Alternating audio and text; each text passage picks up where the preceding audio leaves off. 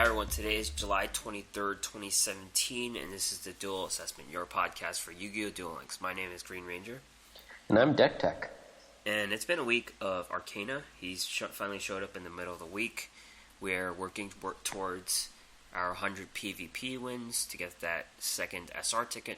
And there's big news on the way that Marik is coming on. But overall in the PvP, I think Red Eyes has been the predominant deck that we've been facing. You've been kind of joining on the Red Eyes, right? That's right. I couldn't beat them, so I joined them. It's actually not true, because when I picked up the deck, it was when it was still being formulated as the top meta deck, and also I picked it up in like gold or silver or something.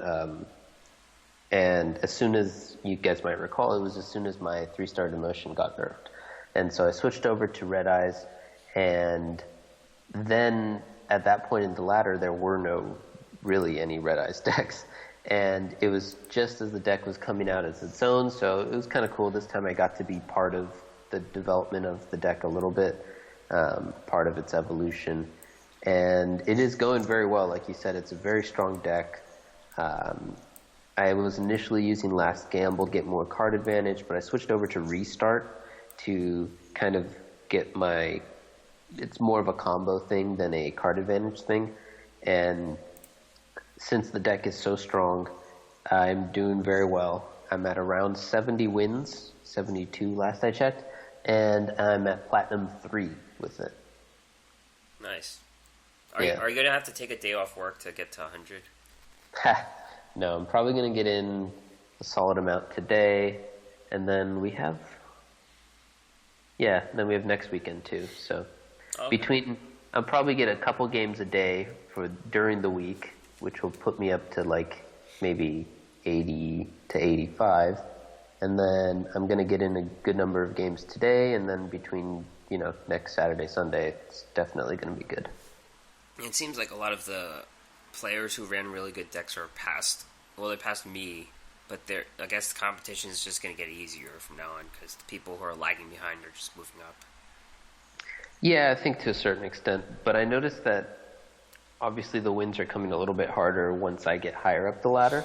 So I had a win streak going for like 8 or 10 games in a row, and then now I'm sure it's going to be a little bit slower coming. How about you? How are you doing? Yep, I'm still going Dark Necrofear. I made some adjustments in that I tossed out the Archfiend Empress, Soul Exchange, Escape from a Dark Dimension.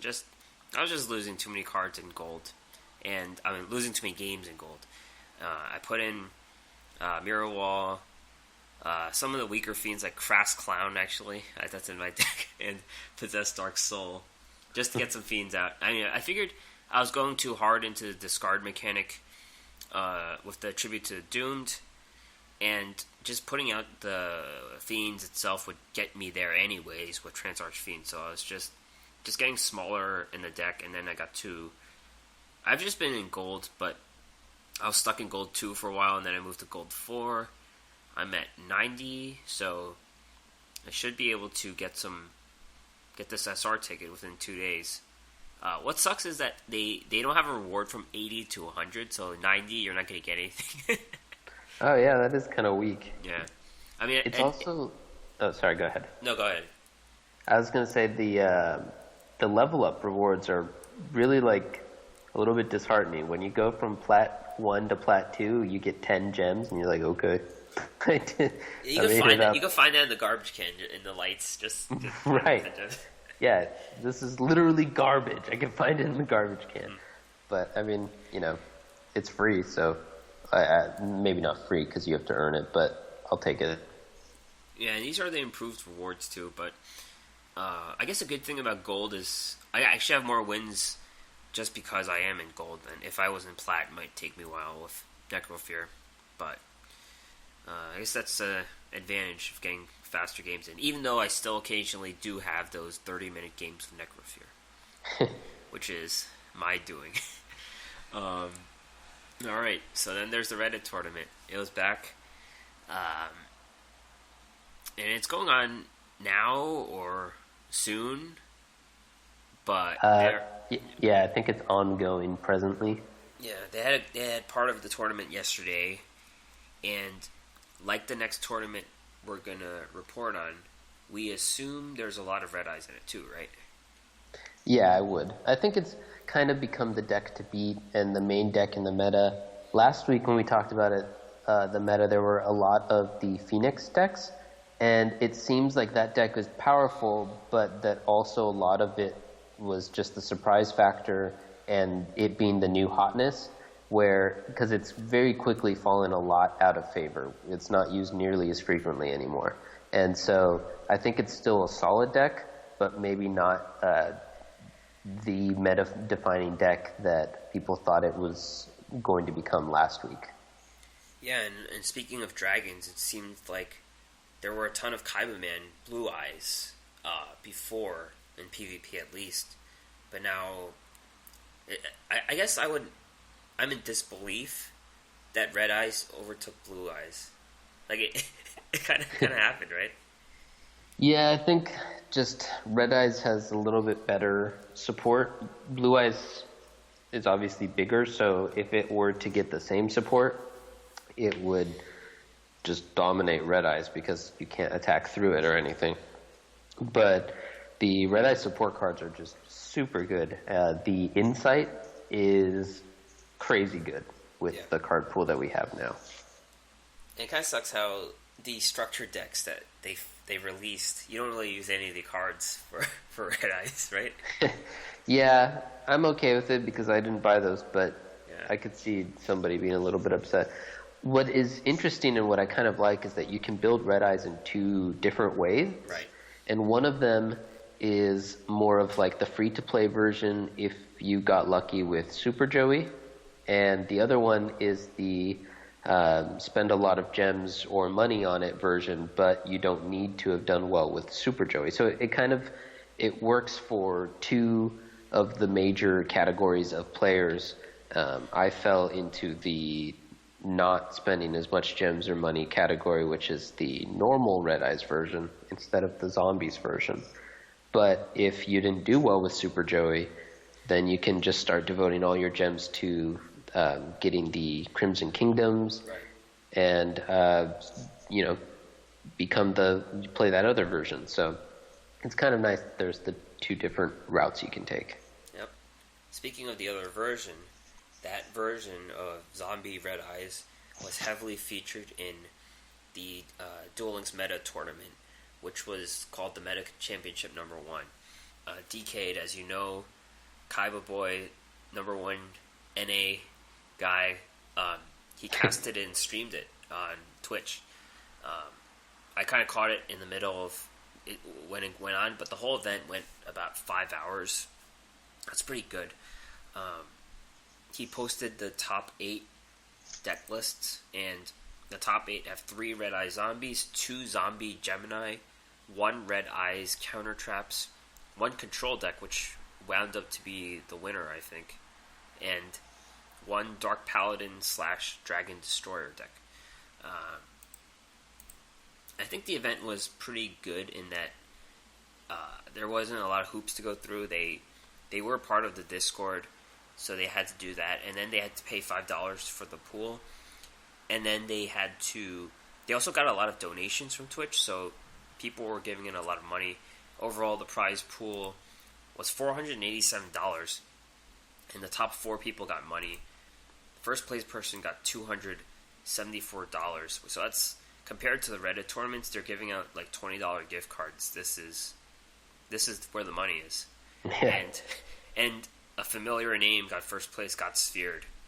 We've heard of him a lot, and he was playing the control deck that featured the Heavy Knight of Flame. That card did a ton of work removing Red Eye Zombies, Sergeant Electro, Guardian Statue, Super Rush Headlong, Enemy Controller, Mirror Wall, Magical Arm Shield, Windstorm Vedaqua, and of course, of his name, he has a Sphere Karibo.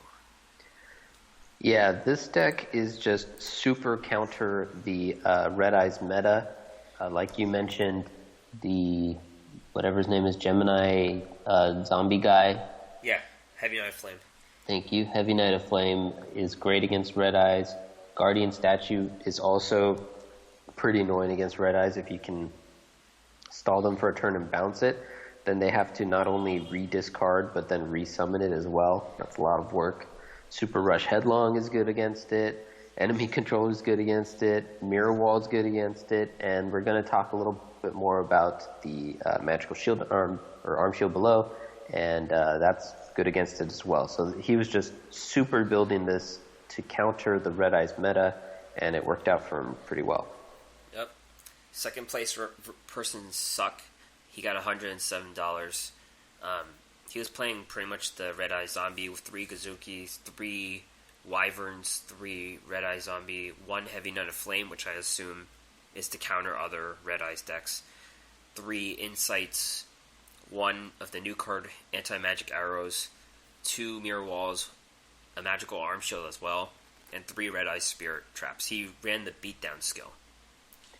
Yeah, I think, well, one thing is that the Heavy Knight is a zombie, so you can get him with the Gozuki. That makes sense. Put him in there. And that can kind of help get your engine going as well. I'm assuming that the 2 Mirror Wall, 1 Magical Arm Shield was something that they talked about in their Discord or something, because it's weird that that's the exact combination that they're both using, and that you see in a couple other decks as well. So I think that maybe they're kind of building off of each other, because all these people talk to each other, and I thought I saw it in a couple others here, but I guess it's just those guys. I think DKayed was a bit shocked when he said, like, Magical Arm Shield shows up again or something. Like, he was a bit shocked. Yeah, I mean, it was weird. It popped up on Reddit a little while ago when when Red Eyes kind of started to become a big thing, and I think it works pretty well against it, so it makes sense that it's in there. Third place, Bookworm Form. Similar deck, except he runs Storm instead of the Magical Arm Shield and Anti-Magic Arrows. He has an enemy controller as well. Only 1 Mirror Wall, though. Yeah. They have the same shell. Right, yeah, it's the same shell, and one important thing to note is that you can play Storm, activate it, and then activate any traps and quick plays that you had set, and it still counts towards your Storm total. Oh, okay. So you can set your traps, play your Storm, obviously the next turn, and then activate your traps that you were going to activate anyway. It means that you have to activate them in your main phase, which is sometimes worse for you. But since you're destroying their back row, it's probably not going to matter too much, because they get to, they're going to have fewer things that they can do to it. I think it's okay.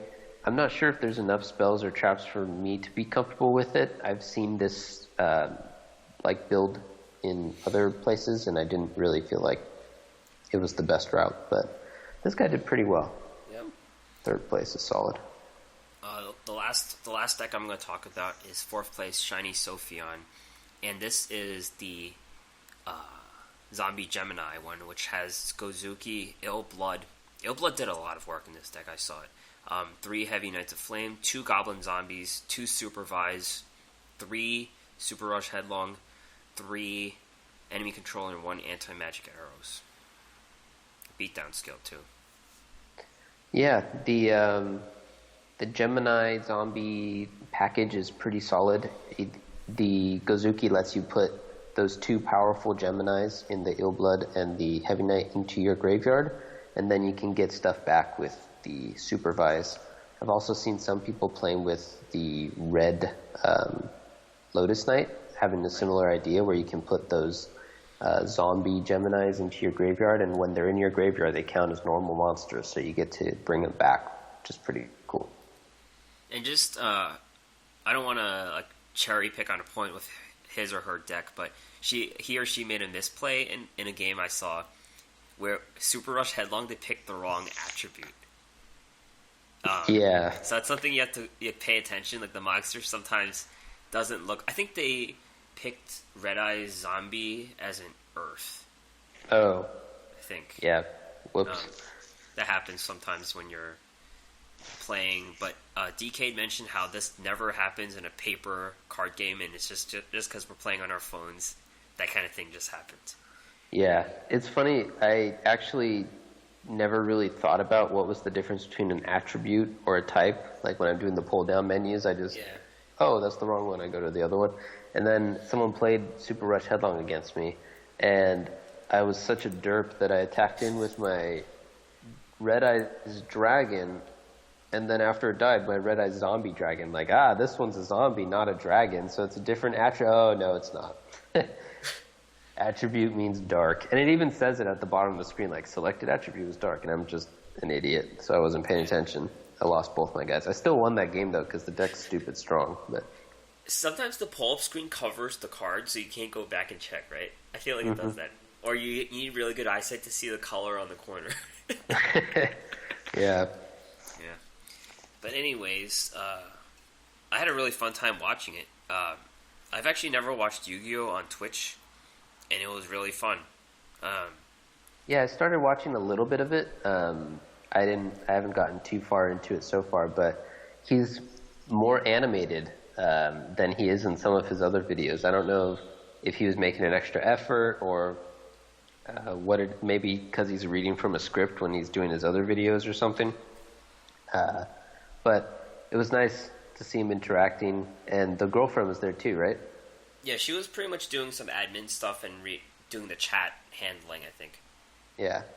So that was cool. Yep. And he's probably going to do the next one after he comes back from Japan, so September maybe. But he does plan on making it a big thing. And with the amount of money they're getting in, this seems like it's better than the Reddit tournament. Like, if you want to get known, this might be better. Yeah, you have to pay for it, whereas the Reddit one's free. Yeah. But it is true that it seems like a lot of the very high-level Yu-Gi-Oh! Duel Links players are part of his community, which makes sense. He was kind of cherry-picking them for a while. Do you remember that? Yeah. Yeah, in Reddit, he was kind of like, sending out invites. If you're good, hey, join this community. And I even saw some people talking about during his tournament, during the Twitch plays or whatever video I was watching. Right. They were talking about how there were some known people in his group, like, oh, you recognize these names, but these other names you don't recognize. And I think for probably most players of this game, none of them are really known players. I haven't really seen too many all-stars aside from himself, and Guns Blazing and Mask are kind of like the names that people know. But I think that his community is a great place to develop that name and join those known entities. Yeah. Maybe we'll be a known entity too. Yeah, maybe one day. Yeah, one day. All right. Then the next news topic is the foil cards are finally available in the trader, and these are the cards you can get with the trader. You must possess a copy of the card to promote the card into Glossy, but we were trying to guess how much it costed last week, and we were like, oh, maybe 500 rare stones, and this would only get you a normal card to Glossy. Yeah. Normal cards are about 400 rare stones and 200 attribute stones, so depending on what type of card it is. Rare would range between 600 and 800, 300 attribute stones. The SR would give you cost 800 to 1,000, I believe, rare stones, and 400 attribute stones. And I don't have the numbers for all the URs, but Red Eyes, Black Dragon, if you're trying to get that into a Glossy, 2,000 rare stones, 10 SRs, 1 UR, and 500 dark stones. That's a lot. Yeah. Yeah, it is. I don't think I even had 2,000 rare stones when I started. I ended up actually getting a few, but I think I started with 1,800 rare stones or something. It's still a lot. Yeah, it's pretty, I guess, but it's not enough to really get me much upgrades. I thought I'd be able to upgrade a few cards, and we were talking about this before the show. It was also a little bit weird that I had upgraded one of my Jar of Greeds, and I wanted to make one Jar of Greed prismatic because it's really easy to fit one Jar of Greed into a lot of decks, especially farming decks.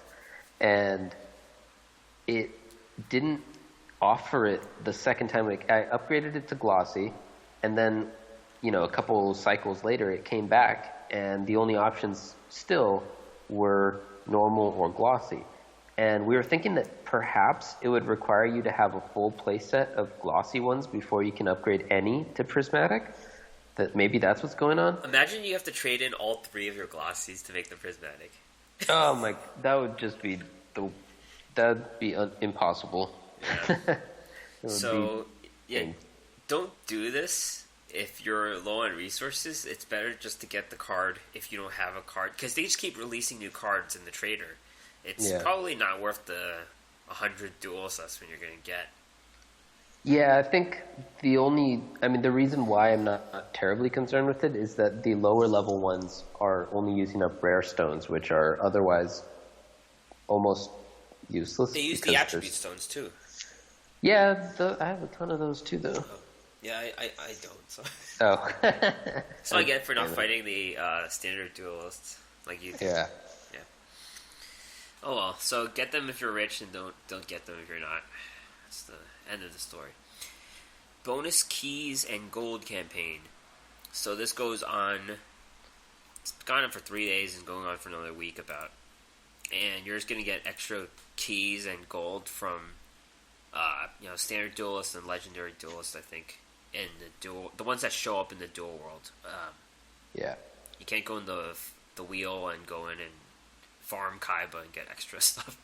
I keep calling it the wheel, the gate, dual gate. Yeah. Ooh. Yeah, that would allow you to have an infinite cycle of. Sorry, dogs are going silly. Doom Dog Octros. Doom dogs growling at the neighbors. That's why no one likes us here. It's nice to get a certain little bonus. When I initially saw it, it was like the way that they had written it was 8 times 2 or something like that. Yeah. And so I quickly looked and I thought there were like 800. So I was like, whoa, what the? No, that's not what they're giving us. And one couldn't expect the double EXP reward to be next, right? Maybe after this one. Maybe. I mean, that's the best one, I think.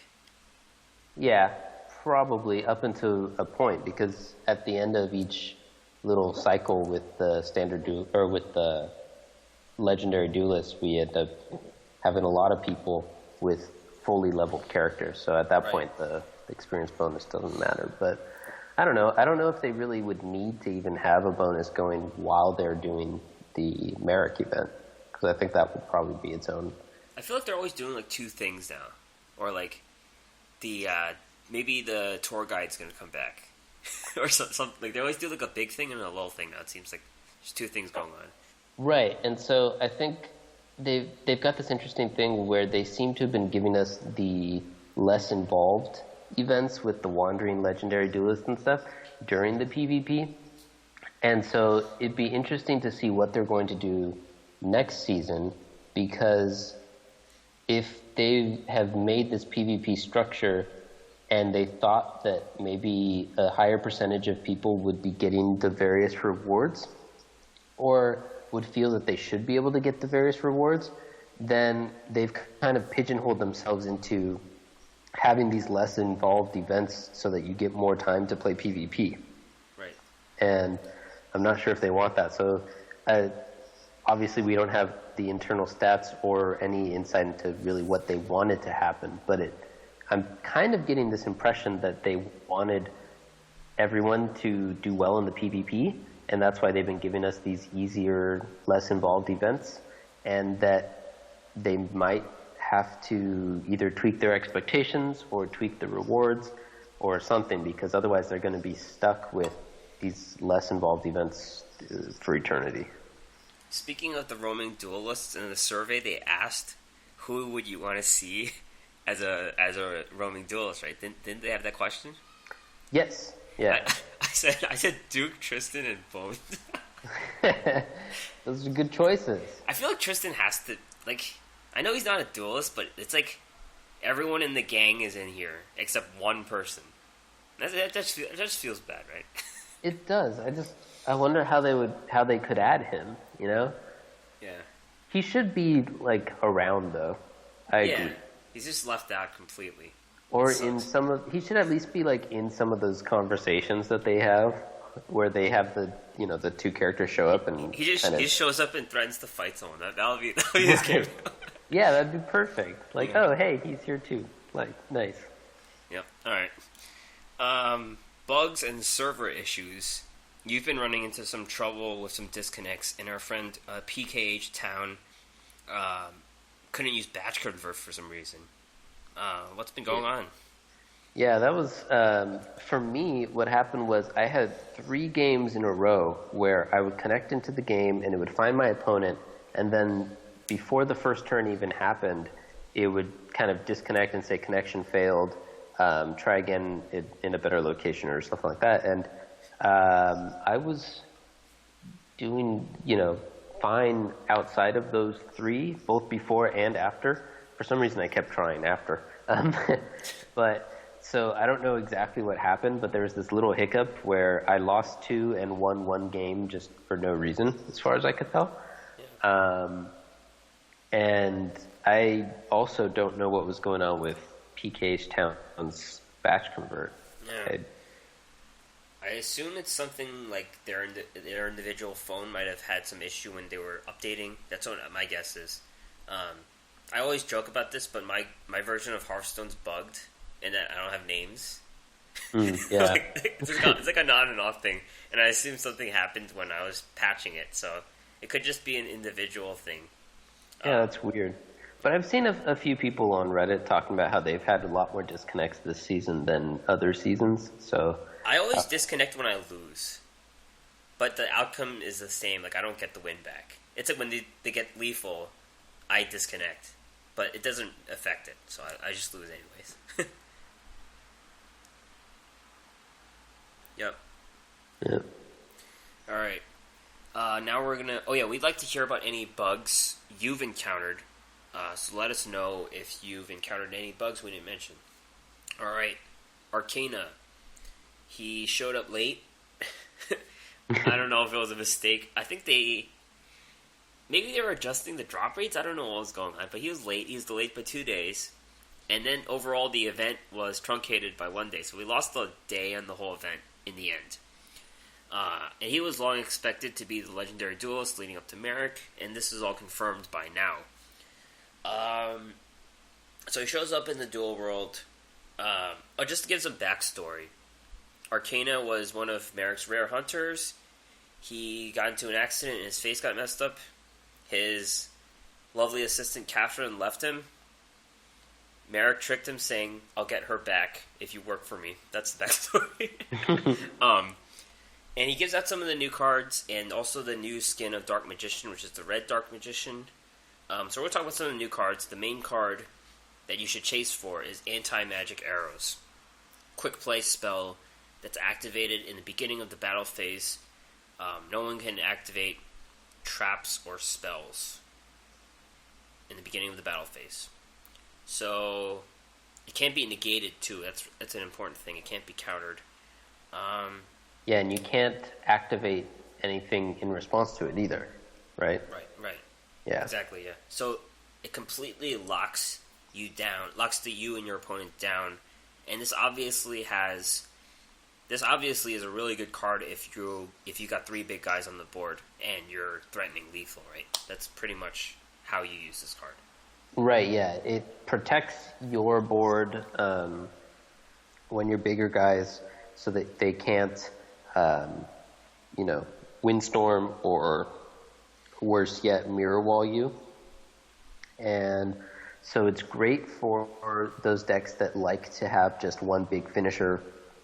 So I haven't seen really much Last Gamble, but that would probably be something that would work in that deck.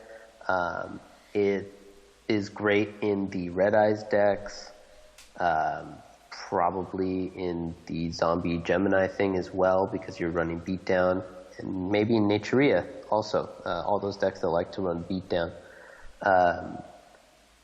I know that DKayed was talking about how he didn't think that it works in Mako as well, which kind of makes sense because Mako has other back row control in the Lost Blue Breaker, and it's not the deck that has that trying to attack over things.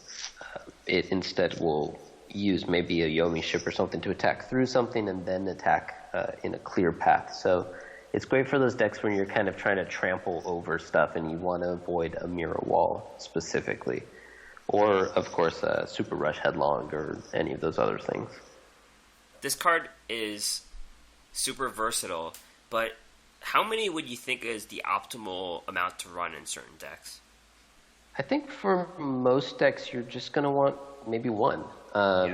It's for that like key turn when you just need to close out the game right now. I'm going to maybe wait until the turn comes when I draw it, and then I'm just going to go in for that final blow with this protection. Right. Maybe two, but you certainly wouldn't run three. I think three is overload, and you'd have a lot of dead turns, dead cards. Final points are, in farming decks, you just run one, of course, because in farming decks, you're always trying to draw your entire deck. So you can just wait for it in the right turn.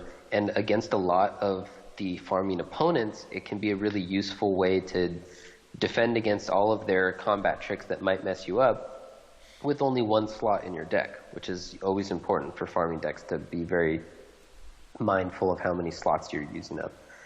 And I guess the last point is for gameplay-wise. During the Duel Links Meta tournament, they were talking about how the card is so good that it makes certain decks, like specifically they were talking about the Red Eyes deck, but any deck that would run it better just because, actually I'm sorry, I think they were talking about the Gemini deck at the time. Okay. But anyway, it makes any deck that would run it better just because of the fact that it exists. Because now you have to play around it if you don't want to lose. For instance, they were frequently doing things like activating the mirror wall before the battle step started, so at the end of the main phase, because otherwise you don't get a chance to activate it at all. So you have to give away the fact that you have a mirror wall, which also takes away the potential for the mirror wall for them to attack into it and lose their guy by attacking into the mirror wall, which was before this a very common play where you get to take one of their guys with the mirror wall and instead makes the mirror wall just into like a stall for one turn, which is solid. It's still a very solid card, and it's good in the meta because it's good against these decks. But now that these decks have this counterplay of the anti-magic arrows, it is such a strong counterplay that it makes cards like Mirror Wall substantially weaker. Yeah, that's what you mentioned by the pay-to-win Mirror Wall, because you have to pay life. that's what you meant, yeah. So this is a super impactful card, and we don't see it going away so as long as strong monsters exist in this game, just because, back rows everywhere. So this is a card to get. You're going to get one for free for playing Arkana 15 times, but shoot for 2 or 3, so farm him. Yeah, I think the Mokuba event kind of taught everyone that you should farm every event to the max that you can, even if the cards aren't apparently good or aren't good in the meta, or you only seem to need 1 or 2. You still want to try as much as you can, because they're going to add cards later that might make some of these cards better, and then you'll be kicking yourself. That's kind of the story with Super Joe, Yami. The last event. Yeah. I can't play Red Eyes at all. I mean, the last one I actually did try, but the one before that I gave up. The last one I didn't give up, but, yeah. So cards just, there's a lot of cards, so get as many cards as you can is the lesson. Dark Eradicator Warlock.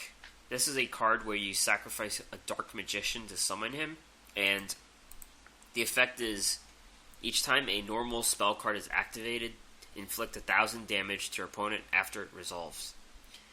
So, a super strong card could burn your opponent down immediately, except it takes a lot of setup, and you need 4 normal cards in your hand, which makes it unplayable and super situational.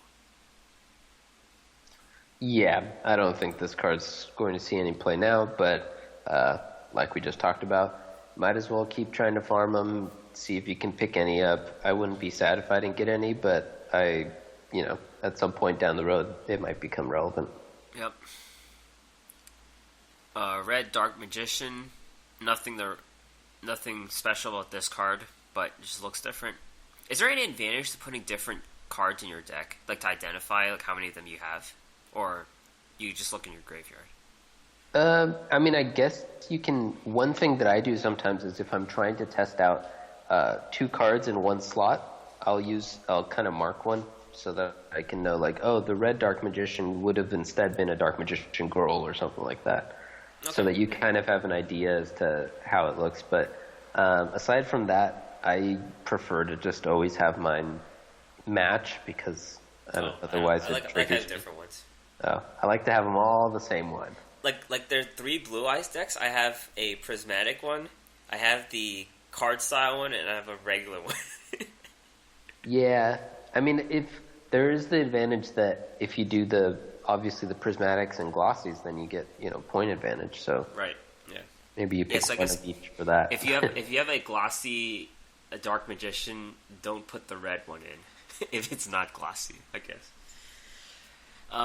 And then 3 pretty worthless cards: Maniacal Servant, Witch Doctor of Chaos, and Chosen One. I guess I don't know. None of these are really worth talking about. The Witch Doctor of Chaos can kind of be like Gravedigger Ghoul, but not really. But worse, yeah. I don't know. It doesn't really seem like it has much purpose. Yep. All right, farming Arkana.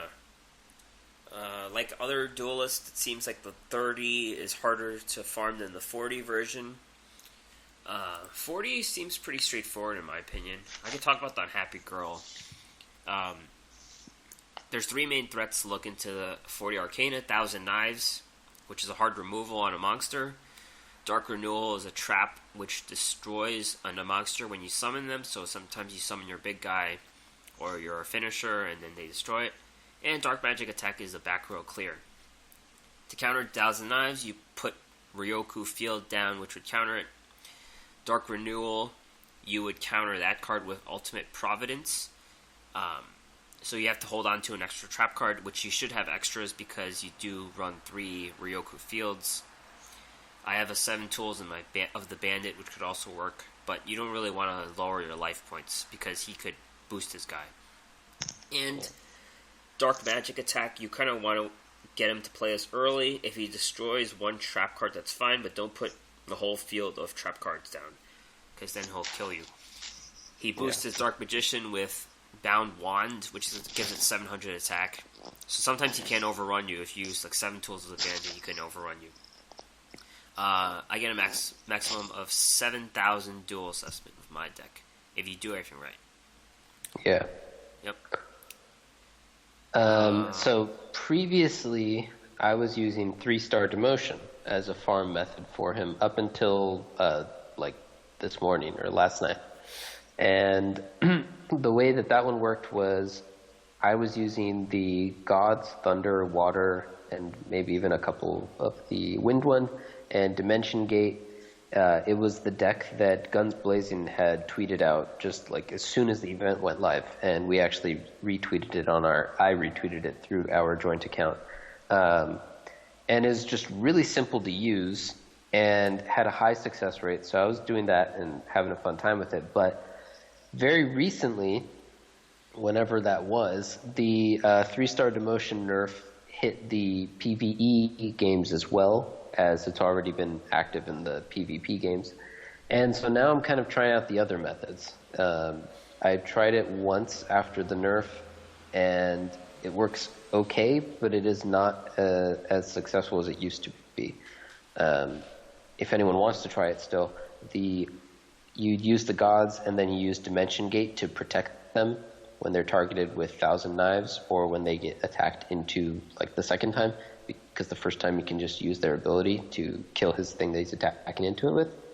And you just play 2 Gods and the Vassal, and you give them the Union Attack and Secret Pass treatment, and you attack him for 10,000. Cool. So there's also the Elements Unite version, which is similar to, I guess, your version you were saying, the Unhappy Girl. Yeah, it uses Ryoku Field and Ultimate Providence. That one's just getting the mirror wall, not the mirror wall, the guy hidden, right? From the, what's the guy called? The Gate Guardian? God, yeah, Gate Guardian with the Dimension Gator. I think that's how that one works. I'll have to check that one out next, now that I've given up on my 3-star demotion. Alright, so that's all you need to know about Arkana. Farm him while he is around. He seems like he shows up a little more than Super Joey. I feel like he's a little more consistent in that regard, at least. I don't know if I'm... No, I think you're right. I think perhaps they tweaked it, given all the complaints. I think people were probably a little bit upset with Mokuba and Super Joey not coming as much as they'd like. They made some micro adjustments. Yeah. To make him show up 10% more. Alright. A Duel Links manga. We've mentioned this before, but this is the third version of the manga. Like we mentioned, we don't know Japanese, so we just kind of guess what's going on. Our duelist faces this is about the Kaiba Cup. The duelist faces a Magnet Warrior deck, a Kaiba Man deck, and a Harpies deck on his way to the finals. And then he loses to a guy, 3-star demotion deck, and a guy wearing like a roach outfit. Yeah. I don't know if that's the guy who is the artist. He might be, right? Because they have this picture at the bottom. Oh, he might be. I got the impression, because I ran the Google Translate over it, and it seemed like he was just a guy who, like, was at an event that they had, some, Jump Con or something like that, and he was just cosplaying as something, and he played in a Duel Links tournament there and won or something, is the impression that I got. Is it common for people to go to events like that? I've never been to an event like that, so that's why I don't... Have you gone to, like, things like Comic-Con or stuff like that? Yeah, I used to go to Comic-Con every year. But then Do people just dress up? People just dress up all the time, like you're playing like Hearthstone or against someone in like an outfit or something. Like, does that work? How does that work? Yeah, there's a lot of cosplaying. They used to have, I'm not sure if they still do, but when I used to go, they had a what do they call it? A ball, like a cosplay ball. After the event had closed for the night, which was at like 5 or 6 or something like that, it closes for the day, and then they would have like, you would all meet up at a hotel nearby and do an after-hours event, and it was a good time. But it was supposed to be like for the adults part of it, and then like right as I got old enough to join in is when they kind of stopped doing it, and then shortly after that was when I stopped going because tickets became impossible to get. Yeah, it's become trendy to become a nerd, I guess.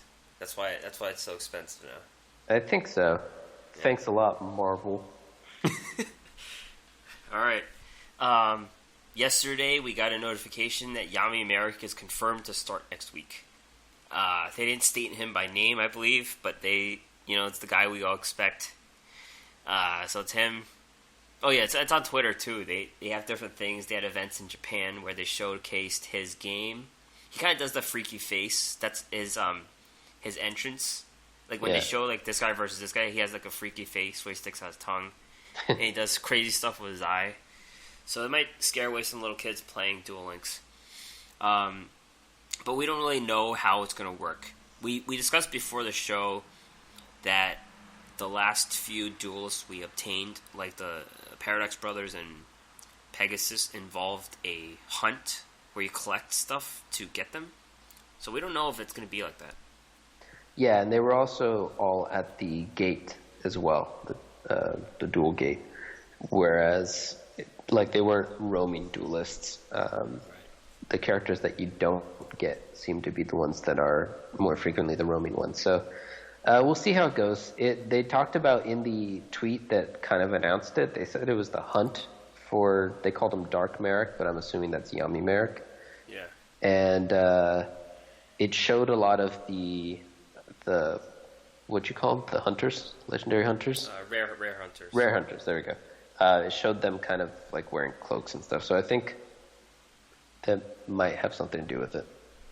Yeah, and there's a theory that they'll take over the standard duelist, which is kind of bad because they're kids. Some of them are kids. Kids getting possessed. Well, I wouldn't say that's too extreme for Yu-Gi-Oh. They go everywhere. Yeah. But then they have fake guns, so I don't know, like, what. I think it could really add to like the creepiness of the whole event if everyone, all the standard duelists and stuff, were replaced with.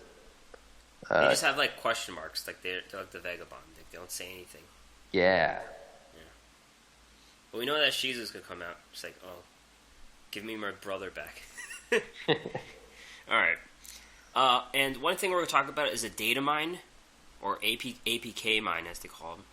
This one was from the last patch when Arkana was bugged, or he didn't show up.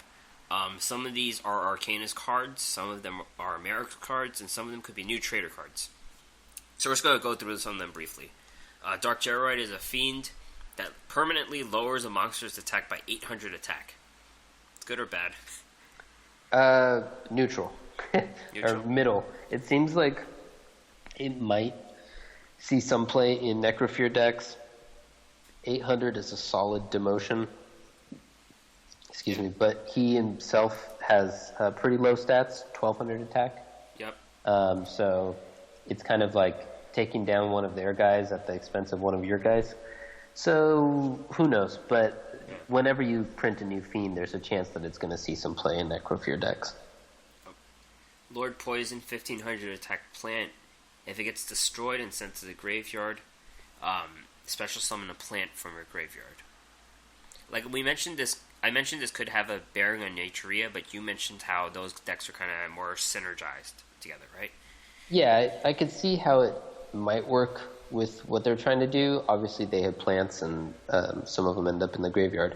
But the deck seems pretty streamlined as to having this one main plan that I'm not sure if this fits terribly well into it. Yeah. Nightmare Wheel is a continuous trap card that does the same exact thing as Mask of the Accursed. Would you just run more of these into a burn deck, or does it just extra? Perhaps you would, but the problem is that you only have 3 slots, and it fills up a slot on your board, and you probably have 1 slot for burning lands, and then you want 1 slot to play with stuff maybe. So I think these might replace Mask of the Accursed because it seems better in that you can put it on something that they summon on their turn, right? Yeah. So I think it's just better. I think in actuality, this is going to be his AI card that kind of screws up your farm. It seems like that kind of card, right? Seems like it would be, yeah. Yeah, it would be weird for them to give us a card that is straight up power creep like that. I mean, not that it's that weird because they do it fairly frequently, but Mask of the Accursed doesn't seem like the type of card that they need to buff. Right. And we have 2 cards that are not affiliated with Marik, but we assume they are trader cards because they are water types, water attributes. Fishborg Planner. Whenever it exists in your graveyard once per turn, you flip over the top card of your deck, and if it's a water type, you can special summon it. And you can do this once per turn. It's a really cool card. The card itself is quite weak, so it only exists for that special ability. So you need to find a way to get it into your graveyard. But I like it. We'll see if it could make some waves. It reminds me of the card Hellpole Armor, which I'll talk about right after this card. Deep Sweeper is the next one, 1600 attack, 1300 attack fish. You can tribute it to destroy a spell card or a trap card on your opponent's side of the field. That can be face down or face up, doesn't matter. But it has 4 stars, so it's a little different from Lost Blue Breaker. Right, so the upside is that it has slightly better stats, but the downside is that it is 4 stars, so you can't Hammer Shark it. And that's a nice little discussion as to which one you'd rather have. This destroys face down, right? I think Lost Blue Breaker only does face up, I think. Oh, if that's the case, then that's perhaps a good distinction as well. The other one is that Lost Blue Breaker requires you to have something else out, whereas this one does not. Right. This is a tough call then, yeah. Yeah. Alright, I'm going to talk about the card Hellpole Armor, which is not on this list. It's a fiend, and whenever it exists in your graveyard, every turn you discard a card from your opponent's hand. Is that OP? How, I guess, what stats are it? It's like 1 tribute, 2,300, 1,500, something like that. Yeah, I've noticed in this game that they don't really have almost Hand any discard, discard, so I'm thinking they probably want to avoid that to an extent. Perhaps they've decided that it's not that fun either. And I don't know, that does seem very powerful if you can get into the graveyard early. That card's definitely going to show up either as an AI card or maybe... Could it be a one-of, or is it too good to be a one-of? I could see it being one of his cards that we don't get. Okay, yeah. Just to mess up our farms and stuff. That would be the worst card for the farm. Like, you'll have to leave it on the board. Yeah. That would or, no, run like Gravedigger Gold to get rid of it. Right. I guess that's not the worst. And then some other cards we're definitely not going to have access to. Monster Reborn, Old Vindictive Magician, and Apprentice Piper. These cards are OP for different reasons, but we're not going to get them. But they were in the Datamine. Yeah. Alright. So to the Duel School, King of Games meta, we're going to go back to DKayed's wonderful endeavor. Duel Links Meta. He tracks in his Discord channel who got King of Games, and he puts their deck lists. He asks them for their deck lists, and he puts them up. And like we mentioned, some of the popular attributes, archetypes are Red Eyes, that's the number 1. Tier 0, as some people call it. Water decks are pretty strong, too. It's number 2. Venus, Phoenix, Nephis, Zombie Gemini are tier 3, or third most common. And then in the 4th set, Harpies, Relinquished, Garland Dolph, Naturia, Mill, Gravekeepers, 3-star Demotion, Burn. This is pretty accurate, right, I think? Yeah, I want to note that the 3-star Demotion Burn is a weird list, but it was also, that guy made King of Games before the nerf, yeah, so that one's probably not going to remain the best choice after now that the nerfs have gone live. I also know that some people, Tut Pup was the one who made King of Games with Gravekeepers, and he did well in the World Champs qualifiers and stuff. He was one of the people that Mascaron talked to as doing well. And all of that is to say that he's a really good player. And a lot of people are talking about how Gravekeepers are kind of being overshadowed by all of the special summon stuff that's going on now. So I have not played enough Gravekeepers to have too strong of a grasp on how it works, and I've certainly not played against it enough either, so It's a little bit hard to tell, but I think that one might be a little bit out of favor as well. It depends if they give us future support for Gravekeepers, because there's still so many cards that they haven't released for it. Yeah. Like Necro Valley would just shut down zombies. Yeah, and one interesting thing is that I've seen there's a mill here, and I've seen people talk about mill as kind of a counter to the Red Eyes Zombies decks. And the interesting thing about that is because it's a little bit of playing with fire, because you're putting things into their graveyard for them. But the deck does tend to go through its deck very quickly. I frequently end games with just like maybe 5 or 10 cards in my graveyard or in my deck. And if I'm at 5, then I could very well have been at 0 if you activate a couple of those things that mill me out. So it is an interesting tactic. I wonder how successful it is. I mill people the old-fashioned way by playing Necrofear and using Tether with the feet. Yeah. I do 30-minute mill. Alright. And the last thing we're going to talk about is the last pathetic card. And this isn't really a pathetic card, but it's a card that no one really used because it was a card from the first set, I believe, or one of the first 3 sets. It's either from Neo Impact or Ultimate Rising. But it's the Magical Arm Shield, which showed up in the top 2 decks in DKayed's tournament. Why is this card good right now? It seems like it's the peak to play this card right now. Yeah, it's kind of come out of our dusty bins of our collections. And and it is really good because of the Red Eyes meta. And there's actually a few cards that have kind of made a comeback because of the Red Eyes meta.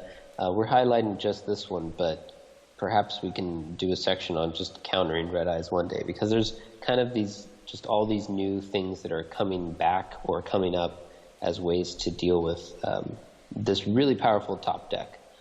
And the Magical Arm Shield is it's a trap that when you have a monster out, and your opponent attacks with the monster, then you get to pull a different monster they control and replace your monster with their monster as the target of the attack. So that was a little bit of a clunky way of saying it, but essentially if they have 2 guys out and you have 1, and they attack with one of their guys, you can grab their other guy and make it be the target of the attack. Yeah, put it in front. And that's really good against Red Eyes, because Red Eyes is they tend to have all of their guys have the same attack. That is the Red Eyes. They all have 2400 attack. And so the problem with the card before, and the reason why it only got a tiny bit of play before and then kind of quickly got outclassed by other cards, is that usually your opponent will not have 2 things of the exact same attack out. They will frequently have like 2 different monsters, and that means that you can only kill the weaker of their guys, or you can block the attack and make them take some damage if they are attacking with the weaker one. But you don't get to do this 2-for-1, which is now much more frequently available because Red Eyes tends to have a lot of Red Eyes on the board. That's like their end game, and so this is a nice little counter to it. You mentioned same attack. Doesn't this also apply to Mako? Because Amino Taurus and Hammer Shark both have 1700, right? Yeah, that's a good point. And I think any decks in which you are really focusing on one particular card, or your cards happen to have the same attack, then it works out really well. There's also the benefit of certain cards have effects where if they get attacked into, then you get an advantage there. So you can kind of steal that effect of the Yomi ship for Mako, or the, right, yeah. What's his name? The heavy Gemini guy, Knight. The Dark Knight of Flame. Heavy Knight of Flame. There you go, Heavy Knight of Flame. So another one that tends to have things all of the same attack is handless decks. They mostly run the Flash Assailant. So that's another one where you can kind of steal their 2 Flash Assailants and make them run into each other. So the card has gotten a little bit more attention recently. As we mentioned, both first and second place in the Duel Links Meta tournament had 2 copies of Mirror Wall and 1 copy of the Magical Arm Shield as their kind of anti-Red Eyes / just generally powerful back row cards. Yep. So, if you're annoyed with Red Eyes, put this card in your deck if you have it. I guess that's the best advice. Or, yeah, it counters a bunch of other things too, so it's a pretty good card. Yeah, it's a solid card kind of making a comeback. Yep, that's what we like to see. Alright, we're going to wrap it up for today. You can find us on iTunes, Stitcher, and other things that have podcasts. Check out the podcast and more at our website, theduelassessment.wordpress.com. We have a YouTube channel if you feel like listening to it there. Help support us, help us grow. Patreon.com/duel_assessment. Send us an email with suggestions at theduelassessment@gmail.com. Or you can interact with us on Twitter, duel_assessment, me at GreenRanger HS, and DeckTech at HS DeckTech. Yeah, we love Twitter. Yep. Great place. All right, thanks for listening again. All right, bye guys.